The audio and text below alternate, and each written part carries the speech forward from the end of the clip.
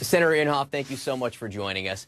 Based on what you have heard now from the Obama administration and seen for yourself as a key senator, what do you think really happened on the ground in Syria? Well, I think on the ground in Syria that they assume it's Assad responsible for the gassing of a lot of people. Very similar to what we went through with Saddam way back in Iraq when they did the same thing to the Kurds in the north. So based on the fact that you believe it happened, that there was some kind of gas or chemical attack there, do you support the kind of limited action that seems to be on the table right now? No, I don't. And the reason I don't, John, is I am the ranking member on the Senate Armed Services Committee.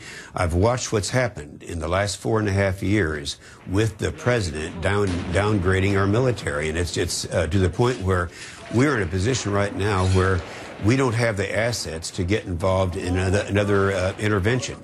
So your opposition, it's really just based on funding? You don't think that a chemical weapons attack is a dire enough event to demand a response?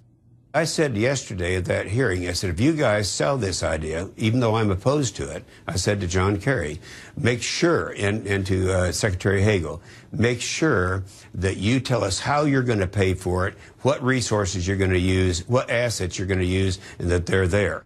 I'm still opposed to it because I know that we don't have the assets to do it. And to be clear, there would be a price tag on this. A Tomahawk missile can cost up to $1.5 million, so any kind of effort, however limited, would be expensive. But also, to be clear, you did seem to feel differently about the threat of chemical weapons in the run-up to the Iraq War in 2002, 2003. You did support that effort, which turned out to be incredibly expensive. You said at the time, if you needed a smoking gun, we've got it in the chemical warheads that the intelligence community at that point said that Saddam Hussein had. So why is the situation now different? Go ahead. John, you're exactly right. The difference is we were a very healthy military at that time. We had the assets, we had the resources to go anywhere that we wanted to go to do the things that we felt in our mind were right. That's not the situation today. Yes, it'd be very nice. It could be clean. You go in, you strike once, you send a cruise missile in, all the problems over, you wash your hands and it's over. That's not the way it happens. I think we all understand that.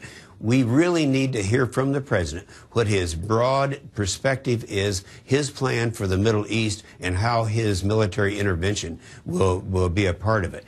Do you think that the U.S. takes a hit in terms of credibility if it doesn't act now? I don't know. Apparently, Great Britain didn't think that, and by the way, that announcement came during the hour-and-a-half of persuasion of John Kerry. That happened right in the middle of that hour-and-a-half phone call.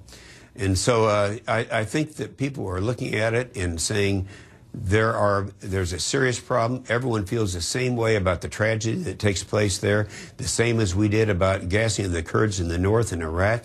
And it was a bad, these are horrible things that are going on right now. Senator Inhofe, thanks so much for your time. Have a terrific holiday weekend. Appreciate it, sir. Thank you, John.